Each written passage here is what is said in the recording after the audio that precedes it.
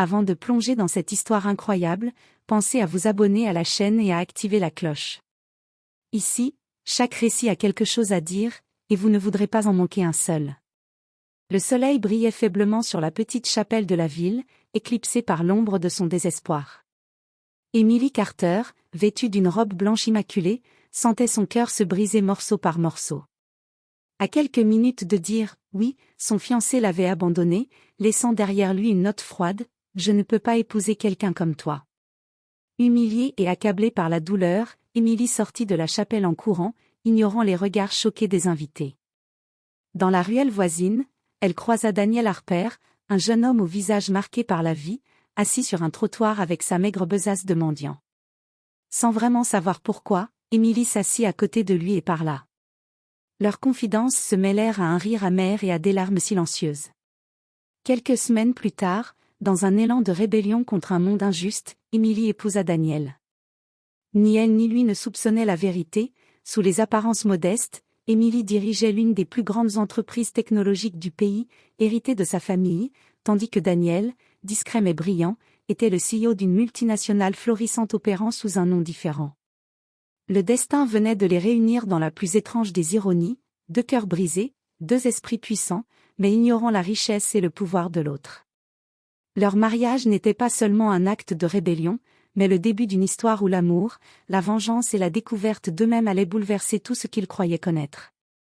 Le matin du mariage, Emily Carter se réveilla avec une excitation mêlée d'angoisse. Sa robe blanche était prête, ses cheveux parfaitement coiffés, et son maquillage faisait ressortir la douceur de ses traits. Pourtant, une tension étrange flottait dans l'air, comme un présage que quelque chose allait mal tourner. À l'église, les invités attendaient, certains chuchotant avec impatience, d'autres jetant des regards curieux à la future mariée.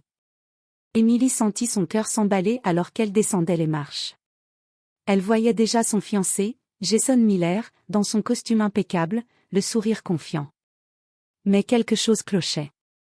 Son regard était fuyant, ses mains tremblaient légèrement. Et puis, le choc. Le silence glacial de l'assemblée devint assourdissant.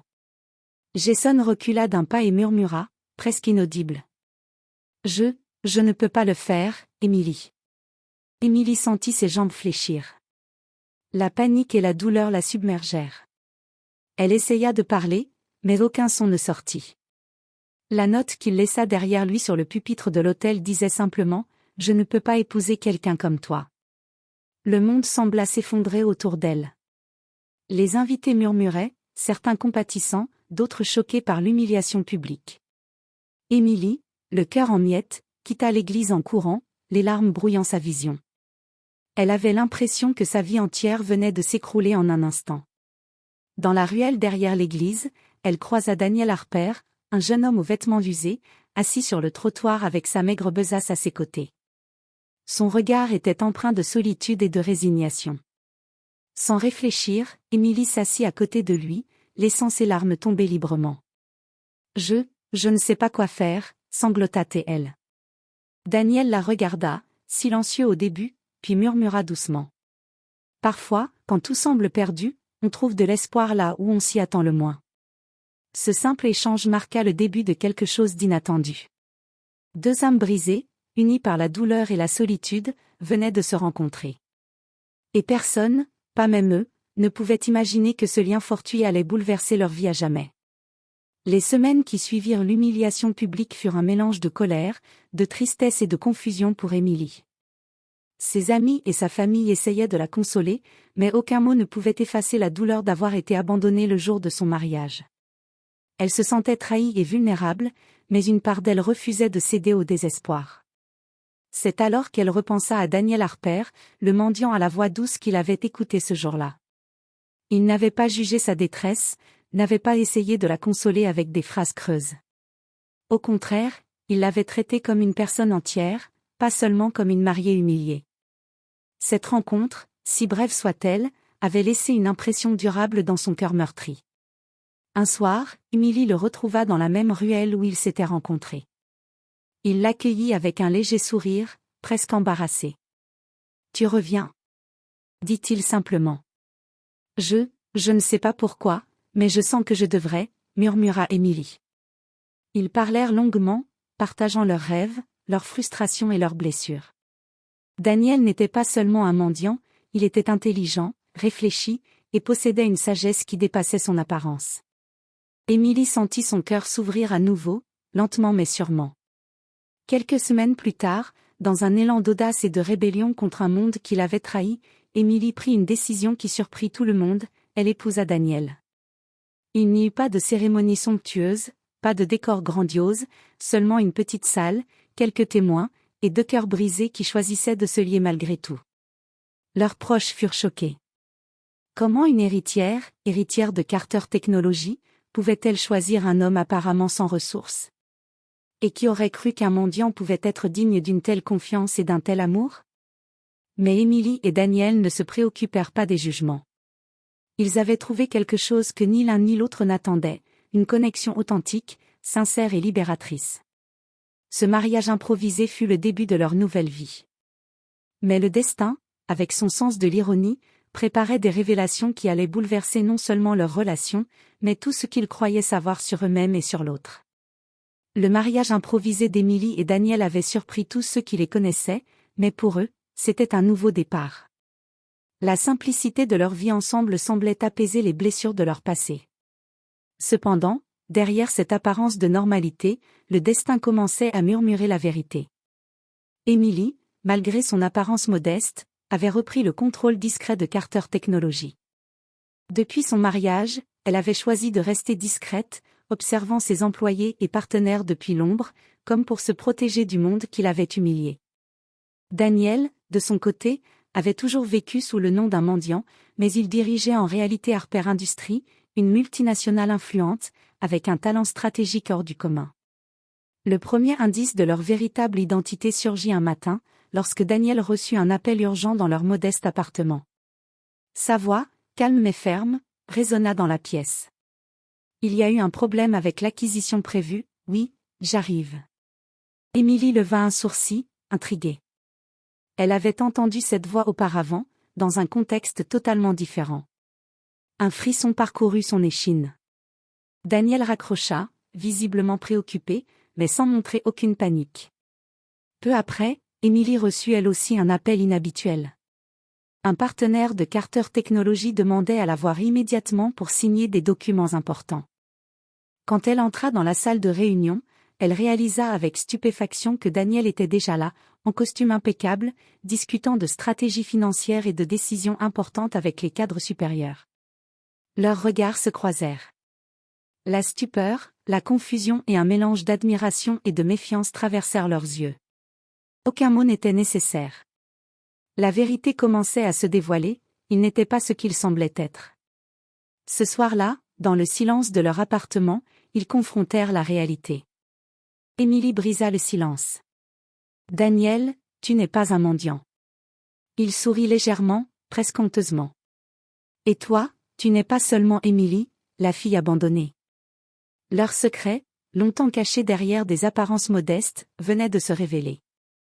Et avec cette révélation, un nouveau chapitre de leur vie s'ouvrait, où le pouvoir, la richesse et la passion allaient se mêler à l'amour qu'ils avaient construit dans l'adversité. Mais ce n'était que le début. Le monde extérieur, avec ses intrigues, sa jalousie et ses ambitions, attendait déjà pour les tester. Les jours qui suivirent la révélation furent étranges pour Émilie et Daniel. À la maison, ils restaient les mêmes qu'avant, simples, complices, amoureux. Mais dès qu'ils sortaient dans le monde des affaires, ils devenaient des figures de pouvoir, respectées et redoutées. La transition entre ces 2 vies les excitait autant qu'elle les effrayait.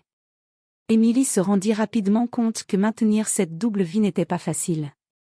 À Carter Technologies, certains cadres murmuraient sur la mystérieuse, nouvelle Madame Harper, qui venait de rejoindre les réunions stratégiques. On sentait la jalousie et la méfiance dans chaque mot, chaque geste. Elle devait être ferme, mais discrète, pour ne pas révéler son mariage secret avec Daniel. Daniel, de son côté, subissait les mêmes pressions à Harper Industries. Ses partenaires d'affaires étaient impatients et exigeants, ne soupçonnant pas que l'homme qu'ils considéraient comme un simple entrepreneur avait trouvé un équilibre inattendu avec une femme qu'ils croyaient naïve. Un jour, un incident éclata, un cadre de Carter Technologies tenta de manipuler Emily en pensant qu'elle était encore la jeune héritière naïve. Il lui présenta des contrats désavantageux, pensant pouvoir la tromper. Emily, calme mais déterminée, fit valoir sa position avec une autorité qui fit taire toute la salle. Plus tard, Daniel la rejoignit pour le dîner, observant sa femme avec admiration. « Tu es impressionnante », murmura-t-il. Emily sourit, un mélange de fatigue et de fierté sur le visage. « Et toi, tu es exactement ce que j'espérais, même si tu passes pour un mendiant devant le monde entier. » Malgré leur succès, un danger invisible planait. Certains collègues commençaient à suspecter la vérité sur leur mariage et leurs identités. Le moindre faux pas pourrait tout révéler, et avec lui, les ambitions et jalousies du monde des affaires se transformeraient en menaces réelles. Ce chapitre de leur vie révélait une vérité simple mais puissante: l'amour peut survivre à tout, même aux illusions et aux secrets, mais la vérité finit toujours par surgir.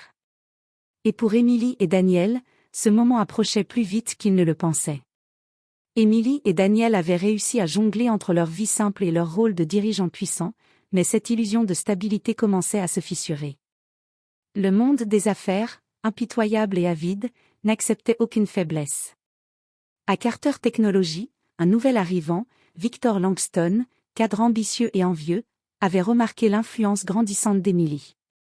Il voyait en elle une menace pour ses plans de promotion et de contrôle interne. Il commença à semer des rumeurs sur son mariage, insinuant que son jugement était altéré par ses émotions et sa naïveté supposée. Daniel, lui, faisait face à une situation similaire chez Harper Industries. Un partenaire douteux, Marcus Vann, tentait de profiter de sa discrétion. Il croyait manipuler le mari, mendiant, incapable de prendre des décisions importantes. Daniel, conscient du danger, observa silencieusement, préparant sa contre-attaque. Une tension palpable s'installa entre Emily et Daniel. Bien qu'ils s'aiment profondément, la pression extérieure commençait à tester leur complicité. Un soir, après une réunion difficile, Emily rentra à la maison, le visage fermé. « Daniel, il commence à comprendre », murmura-t-elle. Il prit sa main et la regarda droit dans les yeux. « Peu importe. Nous avons survécu à bien pire. Ensemble, on est invincibles. » Mais même avec leur détermination, les ennemis étaient plus proches qu'ils ne le pensaient.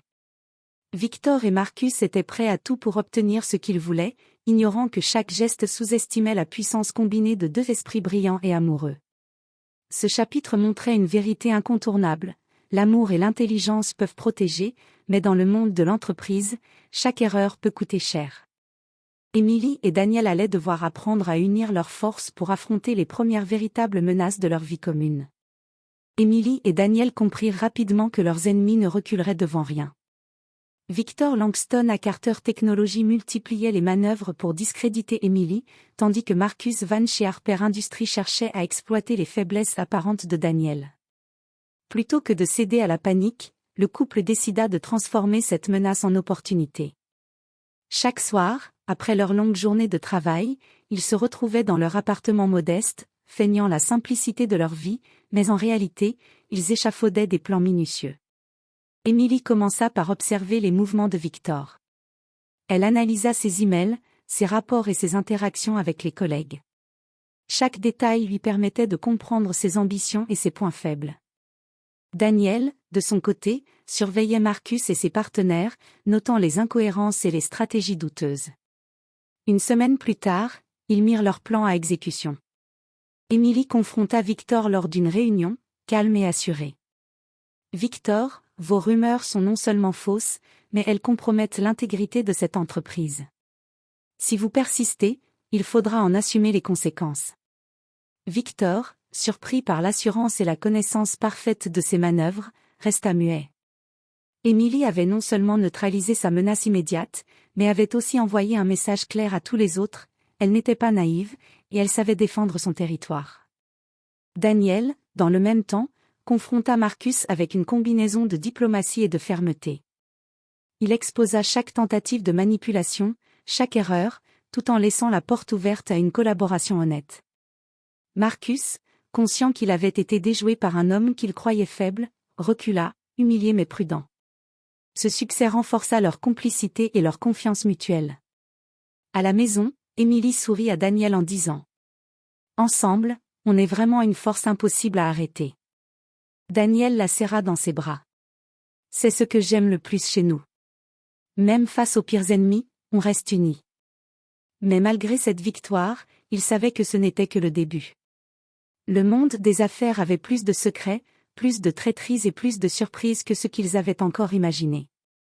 Et certaines d'entre elles allaient frapper là où ils s'y attendraient le moins. Après leur succès face à Victor et Marcus, Émilie et Daniel pensaient pouvoir enfin souffler. Mais le monde des affaires ne connaissait pas la trêve, et leurs ennemis étaient loin d'être vaincus. Cette fois, les attaques cessèrent d'être purement professionnelles pour devenir personnelles. Un soir, Émilie rentra chez elle et trouva une enveloppe déposée discrètement sur leur paillasson. À l'intérieur, des photos d'elle lors de ses sorties quotidiennes, des notes anonymes insinuant qu'on savait désormais qu'elle et Daniel étaient mariés. Le message était clair: nous savons tout. Daniel, en voyant les photos, serra la mâchoire. Ils ne s'en prendront pas à nous sans que nous ripostions. Mais cette fois, on doit être encore plus prudent. Les jours suivants, les petites menaces se multiplièrent, emails anonymes, appels inquiétants, et même des incidents bizarres dans leur immeuble. Émilie commença à ressentir une inquiétude qu'elle n'avait jamais connue, réalisant que leur double vie pouvait mettre en danger non seulement leur carrière, mais aussi leur sécurité. Pourtant, loin de se laisser submerger par la peur, ils décidèrent de transformer cette crise en force. Daniel mit en place des mesures de sécurité discrètes, engageant des professionnels sous couvert de conseils pour la maison. Émilie, de son côté, utilisa ses contacts dans le monde des affaires pour remonter la piste des anonymes, déterminée à découvrir qui voulait leur nuire. Une nuit, alors qu'ils se retrouvaient dans leur appartement pour planifier leurs prochaines actions, Émilie murmura: Je n'ai jamais imaginé que notre mariage serait autant attaqué. Daniel la prit dans ses bras, la regardant dans les yeux. C'est justement pour ça qu'on est mariés.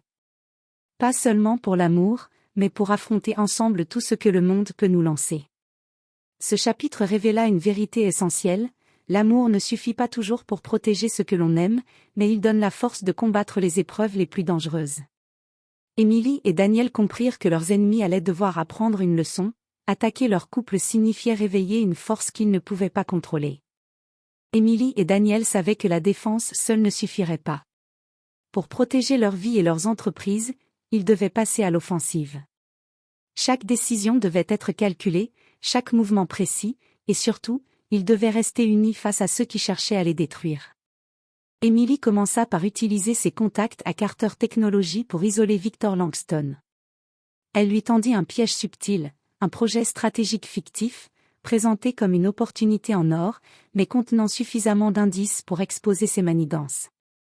Victor, croyant manipuler Émilie, se retrouva piégé dans ses propres mensonges, et sa crédibilité fut ruinée devant tous les cadres. Daniel, de son côté, affronta Marcus Van chez Harper Industries. Il fit circuler des preuves incontestables des tentatives de manipulation de Marcus auprès des partenaires clés de l'entreprise. Marcus perdit la confiance de ceux qui l'avaient soutenu, et sa position devint fragile. Leur offensive ne se limitait pas aux affaires. Émilie et Daniel prirent également des mesures pour protéger leur vie privée. Ils installèrent des systèmes de surveillance sophistiqués et travaillèrent avec des experts pour identifier l'auteur des menaces anonymes.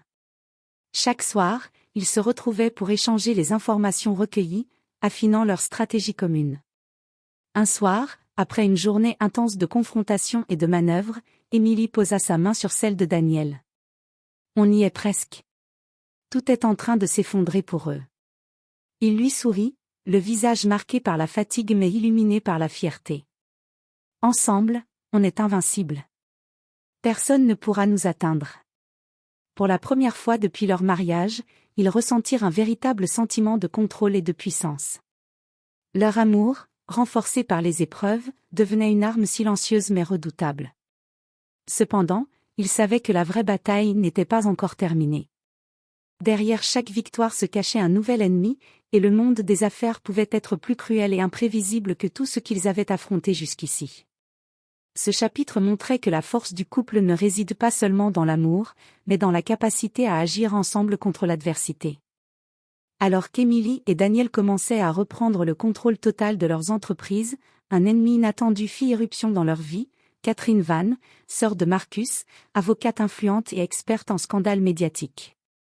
Ayant appris la véritable identité de Daniel et d'Emily, elle menaça de révéler leur mariage et leur statut de CEO à la presse, exposant leur vie privée et leur double vie. La tension monta rapidement. Les journalistes commencèrent à poser des questions étranges à Carter Technology et Harper Industries. Les rumeurs circulaient déjà dans les couloirs des entreprises, le couple mendiant CEO? Ont-ils manipulé leurs employés? Les noms des deux sociétés furent associés à une intrigue mystérieuse. Emily et Daniel comprirent qu'ils n'avaient plus le choix. Pour protéger leur couple et leurs entreprises, ils devaient dévoiler leur vérité avant que quelqu'un d'autre ne le fasse. Lors d'une conférence de presse conjointe, dans une salle bondée, Emily prit la parole. « Oui, Daniel et moi sommes mariés. Oui, nous dirigeons tous les deux des entreprises. Mais ce mariage n'est pas le fruit d'une stratégie ou d'un hasard, c'est le résultat de notre amour et de notre confiance mutuelle. » Daniel ajouta avec fermeté. « Nous avons choisi de rester unis malgré les défis, malgré les menaces. Et ceux qui pensent pouvoir nous diviser ou nous humilier se trompent lourdement. » Les flashs des photographes crépitaient, les journalistes prenaient des notes, et un silence respectueux tomba sur la salle. Pour la première fois, Emily et Daniel n'avaient plus besoin de cacher quoi que ce soit. Leur mariage et leur identité étaient désormais publics, et ils avaient repris le contrôle de leur histoire. Catherine Van, voyant son plan échouer, resta figée, consciente que sa tentative de chantage venait de se retourner contre elle. Victor et Marcus, eux aussi, réalisèrent que leur combat contre le couple était terminé. Ce chapitre marqua un tournant, Emily et Daniel n'étaient plus victimes, mais maîtres de leur destin, un couple uni par l'amour, l'intelligence et la résilience, capable d'affronter n'importe quelle adversité. Après la révélation publique, Emily et Daniel ressentirent un mélange de soulagement et de libération. La pression qui pesait sur leurs épaules depuis des mois s'allégea enfin. Ils n'avaient plus à cacher leur mariage, ni à jongler entre deux vies. Leur amour, éprouvé par le mensonge, la trahison et les manipulations, était désormais plus fort que jamais. À Carter Technology et Harper Industries, les collaborateurs commencèrent à accepter cette nouvelle réalité. Emily et Daniel imposèrent leur vision commune, intégrité, transparence et respect mutuel. Les entreprises prospérèrent sous leur leadership partagé, et même leurs anciens ennemis durent reconnaître leur force et leur intelligence. Dans la sphère personnelle, le couple prit le temps de se redécouvrir. Ils voyagèrent, rirent, et profitèrent des moments simples qu'ils n'avaient pas eu le temps d'apprécier pendant les périodes de tension. Emily souriait en regardant Daniel installer la table pour le dîner, un geste qui semblait banal mais qui, pour eux, symbolisait la normalité retrouvée. Un soir, assis sur leur balcon, contemplant la ville illuminée, Emily posa sa tête sur l'épaule de Daniel. « On a traversé tellement d'épreuves, mais je n'échangerai rien de tout ça. Chaque difficulté nous a rapprochés. » Daniel l'enlaça tendrement. « Et maintenant, rien ni personne ne pourra nous séparer. Nous avons construit notre empire, et notre amour. » Ce dernier chapitre scella leur destin, de deux cœurs brisés abandonnés par le monde, ils étaient devenus un couple invincible, capable de concilier passion, pouvoir et tendresse. Leur histoire montrait que parfois, la vie réserve des épreuves terribles, mais que la confiance, l'amour et la résilience peuvent transformer la douleur en triomphe. Ainsi se terminait leur parcours, un mariage né du hasard, renforcé par l'adversité, et couronné par la vérité et l'amour éternel.